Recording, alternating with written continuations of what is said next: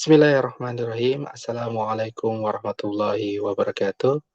Alhamdulillah, innal hamdalillah nahmaduhu wa nasta'inuhu wa nastaghfir wa na'udzu billahi min shururi anfusina wa min sayyiati a'malina.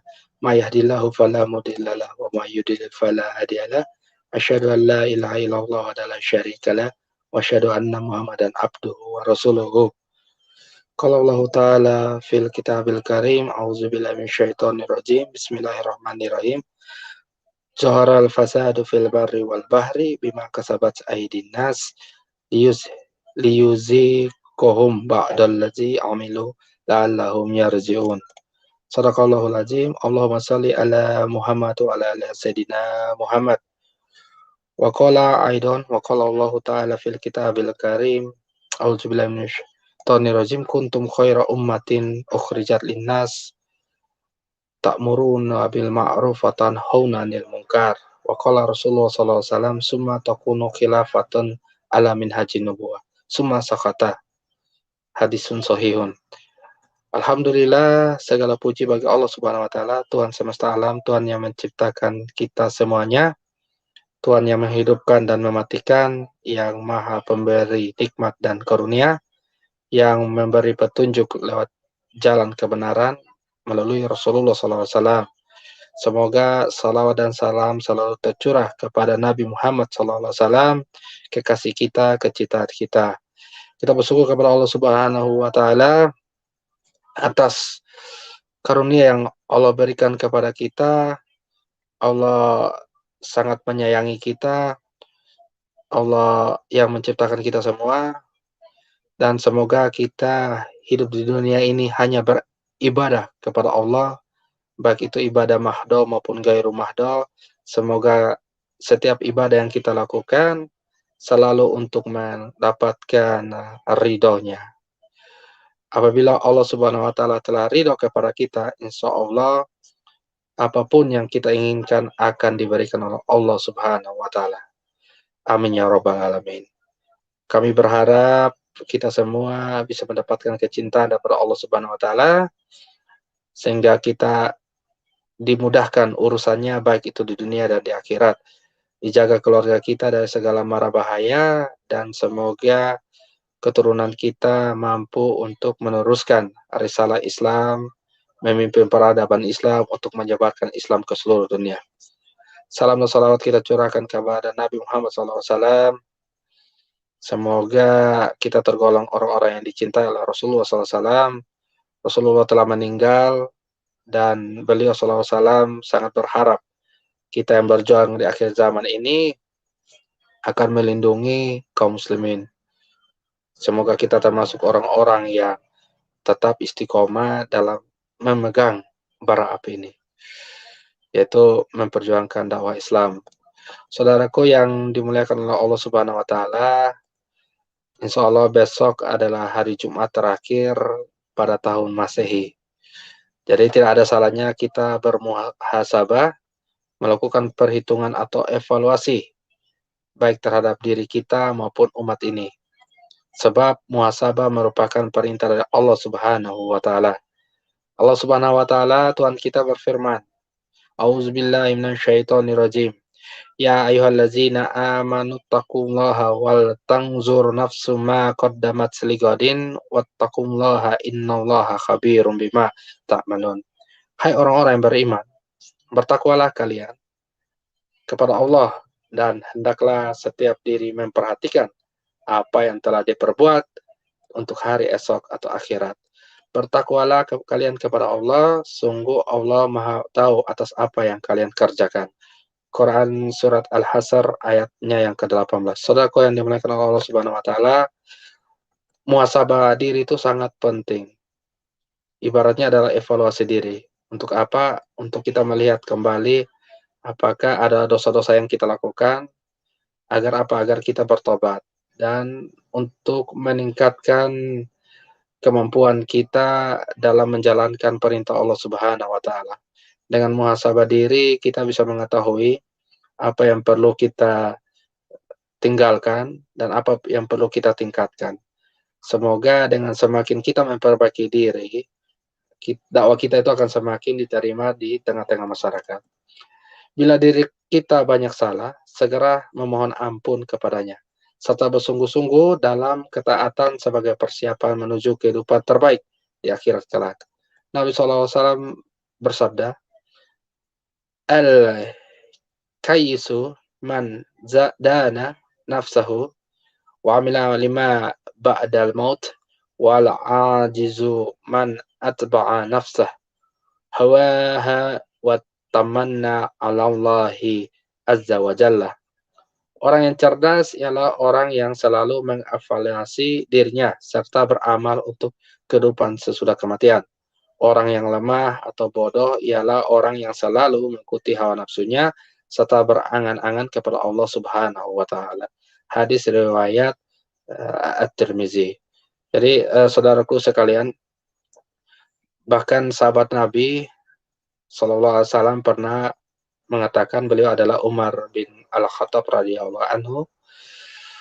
Beliau berkata, "Hasibu anfusakum qabla an tuhasabu wa zinu anfusakum qabla an tuzanu fa innahu ahwanu alaikum fil hisabi ghadah."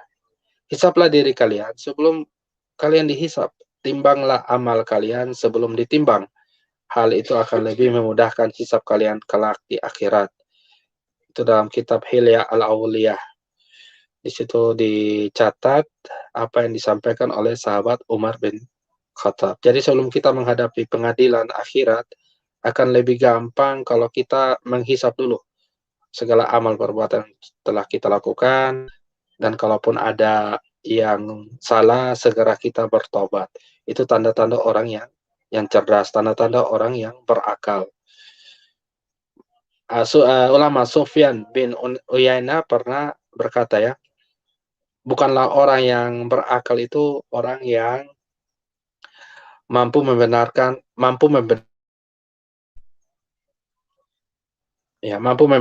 mana yang benar maupun mana yang salah. Itu bukan ciri-ciri orang yang berakal. Tapi ciri-ciri orang yang berakal itu adalah ketika dia mengetahui mana yang benar, dia mengikutinya, dia mendakwakannya. Dan ketika dia mengetahui mana yang salah, dia meninggalkannya. Itu ciri-ciri orang-orang yang berakal. Semoga kita juga bisa seperti itu, ya, meninggalkan hal yang buruk dan kita lebih banyak mendakwakan tentang Islam ini. Bukankah dengan berdakwah itu tidak rugi, ya, malah kita beruntung. Barang siapa yang berdakwah, dia akan diliputi oleh kebaikan. Misalnya ketika seseorang tuh dia berniat untuk berdakwah, ingin melakukan amal kebaikan, baru niat saja sudah dicatat satu pahala di dalam kitab catatan kebaikan. Apabila dia melakukan niatnya itu, misalnya saya niat nih besok hari Jumat ingin sedekah Jumat ini, niat saja besok saya akan berniat mau sumbang 50.000 kepada rumah tahfidz misalnya, ya, maka baru niat saja dicatat satu. Tetapi ketika besok dia menyumbang untuk rumah tahfidz 50.000 misalnya, maka dicatat telah melakukan 10 kebaikan. Bahkan 50.000 yang disedekahkan itu bisa diganti dengan 700 kali lipat. Itu kalau yang diinginkan adalah materi. Tapi kalau seandainya yang diinginkan adalah ridho Allah Subhanahu wa taala, ketika Allah ridho, Allah akan mencatat itu sebagai kebaikan yang besar, dan Allah akan menjaga kesehatannya, menjaga keberkahan umurnya, rezekinya, dan bahkan menjauhkan yang bersangkutan dari mara bahaya. Dan insya Allah akan dimudahkan ke dalam surga. Itu salah satu contohnya. Selain muhasabah atas diri sendiri, seorang muslim harusnya mampu melakukan muhasabah terhadap kondisi umat. Jadi ada dua hal, ya, saudaraku sekalian.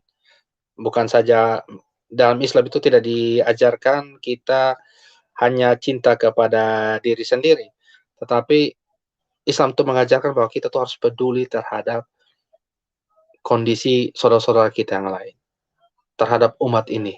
Bukankah Rasulullah SAW pernah bersabda, al-muslimu akhul muslim, seorang muslim itu adalah saudara dengan muslim yang lain. Jadi harus memperhatikan juga kondisi umat ini. Kita diikat dengan satu syahadat, satu kalimat, yaitu asyhadu alla ilaha illallah wa asyhadu anna muhammadar rasulullah. Apabila ada menyampaikan seperti itu, bahwa satu-satunya Tuhan yang berhak disembah, tidak ada Tuhan selain Dia, ada Tuhan itu adalah Allah dan Nabi Muhammad adalah utusan Allah, maka orang itu akan masuk ke dalam surga dan mereka adalah saudara-saudara kita. Bahkan Rasulullah SAW pernah mengatakan, pernah bersabda bahwa hubungan sesama kaum mukmin itu laksana satu tubuh. Rasulullah SAW bersabda, "Masalul mu'minina fi tawaddihim wa tarahumihim wa ta'atufihim masalul jasadi idza taka minhu tada'a lahu sairul jasadi bis-sahara wal humma." Perumpamaan kaum mukmin dalam hal kasih mengasihi, cinta dan menyayangi adalah bagaikan satu tubuh. Jika salah satu anggota tubuh sakit, seluruh tubuhnya akan ikut terjaga. Dan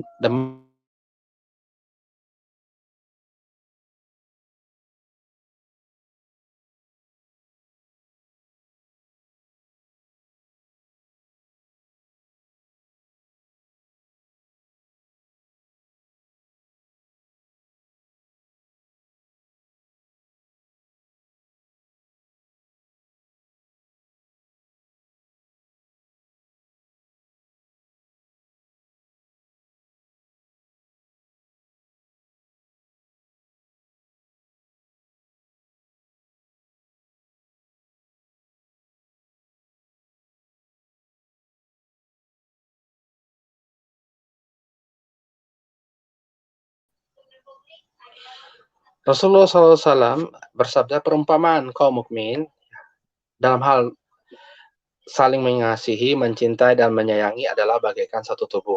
Jika salah satu anggota tubuh sakit, seluruh tubuhnya akan ikut terjaga dan demam, turut merasakan sakit. Itulah perbandingan ungkapan bagaimana kehidupan kita dengan saudara-saudara kita yang lain. Jadi perlu kita tegaskan di sini, hubungannya itu bagaikan satu tubuh. Ketika ada bagian tubuh yang sakit, harusnya semua tubuh terasa sakit. Misalnya saja sakit gigi ya. Ketika seseorang sakit gigi, yang terasa sakit itu bukan saja giginya, tapi bisa sampai sekujur tubuh. Buktinya ketika seseorang mau tidur dan sakit giginya sudah sangat sakit sekali, dijamin dia tidak akan bisa tertidur. Walaupun yang sakit hanya bagian kecil di giginya, tetapi seluruh tubuhnya merana, tidak bisa tidur semalaman apabila sakit giginya itu kambuh. Begitu juga misalnya terkena demam. Ketika demam, walaupun kepala yang terasa panas, pening, tapi seluruh tubuh itu merasa tidak nyaman. Harusnya seperti itu ketika kita melihat saudara-saudara kita yang terzolimi. Ketika di Palestina ada yang dijajah oleh Zionis Israel, maka harusnya kita itu merasa sedih, merasa sakit. Harusnya kita bergerak dalam satu kepemimpinan itu untuk membebaskan Palestina. Harusnya seperti itu. Tapi karena sekarang kita tidak ada kekhilafan Islam, kita disikat-sikat oleh nasionalisme, itu ibarat kita tuh dimutilasi. Tubuh kita yang dulunya satu kepemimpinan Islam, kemudian dimutilasi, misalnya tangan kita ya, tangan kita ketika dimutilasi, dipotong, dibuang, kalau masih menyatu dalam tubuh kita, kena luka, sayatan pisau misalnya, itu rasanya pedis. Tapi kalau misalnya tangan kita terlepas dari tubuh kita, karena dimutilasi, maka tangan yang sudah terpisah itu mau dibakar kayak mau dipukul, dicambuk, disayat-sayat, maka kita tidak akan merasa sakit lagi. Kenapa? Karena telah terpisah dari tubuh kita. Begitu juga dengan kaum muslimin sekarang. Ketika mereka tidak menegakkan satu kepemimpinan Islam, tidak memiliki institusi khilafah yang akan melindungi mereka, maka ketika ada yang dizolimi, itu semua merasa biasa saja. Saudara kita dari Myanmar, mereka terombang-ambing di lautan, bahkan mereka ke Indonesia, ke negara kaum muslim yang lain sudah banyak cerita, mereka itu ditolak. Padahal mereka saudara kita sesama, satu akidah. Ada juga misalnya di mana? Di Cina ya, di Uighur, saudara kita ada 1 juta kaum muslimin Uighur, laki-lakinya dimasukkan di kamp dekonsentrasi, kemudian disetrum di sana, sedangkan perempuannya itu tinggal dengan laki-laki Cina yang kafir. Nah, mereka tinggal serumah. Diperintahkan laki-laki Cina itu untuk tinggal di setiap rumah-rumah muslimah Uighur. Ini sangat menyakitkan hati kita. Harusnya kita tuh ada rasa jengkel, rasa marah dengan kondisi seperti ini. Kita harusnya menolong mereka. Penguasa-penguasa kita tuh harusnya turun untuk mengirim pasukan dan membebaskan Muslim Uighur, tetapi banyak sekali alasan. Alasannya itu bukan urusan dalam negeri kita, karena sudah terpengaruh oleh nasionalisme. Padahal dulu ketika ada seorang perempuan yang dilecehkan di pasar Yahudi, maka lelaki muslim itu ada yang membela perempuan itu, dan kemudian dia dipukul mati oleh orang-orang Yahudi. Tetapi Rasulullah kemudian mengirimkan pasukan untuk menumpas orang-orang Yahudi itu. Begitu juga ketika ada seorang wanita muslimah pada masa kekhilafan Abbasiyah, beliau disekap, dilecehkan di benteng Amuria, suaranya memanggil khalifah, "Ya Mutasim, bila, di mana engkau?" Suara itu kemudian menjadi berita yang menyebar hingga ke kekhilafahan Abbasiyah. Di ibu kota khilafah Abbasiyah, Khalifah Al-Mutasim mendengar berita tersebut dan bangkit dari tempat tidurnya mengatakan, "Labaik, labaik. Nah, aku mendengar seruanmu, wahai saudaraku." Kemudian mengirimkan pasukan, kepalanya sudah sampai ke Benteng Amuria di Turki, ekornya masih ada di kota Baghdad. Ini luar biasa sekali. Harusnya seperti itu sekarang. Tapi yang terjadi di negeri kita, ada seorang ibu yang diperkosa di depan anak-anaknya, dilecehkan sebanyak beberapa kali, kemudian anaknya ada yang dibunuh. Ketika dilaporkan oleh pihak keluarga, pihak korban, ternyata yang dijadikan tersangka itu bukan orang yang melecehkan ibu tersebut, tetapi dari pihak keluarga yang di dijadikan tersangka. Ini kan rusaknya sistem hukum kita ya. Ketika ada yang melapor dari pihak korban malah dijadikan tersangka. Sangat sesuatu yang sangat mengerikan. Lihatlah hari ini umat masih terus terperosok ke dalam jurang kemunduran. Pangkal dari segala kerusakan ini adalah akibat pembangkangan kepada Allah Subhanahu wa taala. Sebagaimana firman-Nya, "Zaharal fasadu fil barri wal bahri bima kasabat aydin nas liyuziqahum ba'dallazi amilu la'allahum yarji'un." Telah tampak kerusakan di darat dan di laut disebabkan oleh perbuatan tangan manusia. Allah menghendaki agar mereka merasakan sebagian dari akibat perbuatan mereka, agar mereka kembali ke jalan yang benar. Quran Surat Rum ayat 41. Imam Ali As-Sabuni di dalam kitab tafsirnya Safa At-Tafasir menjelaskan maksud dari ayat di atas, yakni telah tampak musibah dan bencana di permukaan bumi dan laut disebabkan oleh kemaksiatan dan dosa-dosa manusia kepada Allah Subhanahu wa taala.